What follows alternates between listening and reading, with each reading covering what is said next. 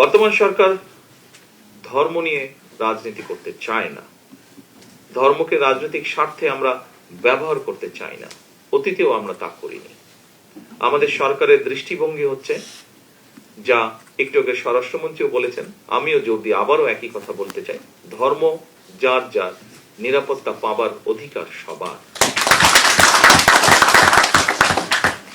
ধর্ম বর্ণ নির্বিশেষে বাঙালি অবাঙালি, বিশ্বাসী অবিশ্বাসী সবাই সকল ক্ষেত্রে সমানভাবে ভোগ করবে, অধিকার ভোগ করবে, এটাই বর্তমান সরকারের নীতি। ধর্ম বর্ণ নির্বিশেষে বিশ্বাসী অবিশ্বাসী প্রতিটি মানুষের জন্য একটি নিরাপদ বাংলাদেশ বিনির্মাণের আকাঙ্ক্ষা নিয়ে মুক্তিযোদ্ধারা বাংলাদেশের স্বাধীনতা অর্জন করেছিলেন। মুসলমান, বৌদ্ধ, হিন্দু, খ্রিস্টান সবাই মিলে লাখো প্রাণের বিনিময় এই দেশটা আমরা স্বাধীন করেছিলাম।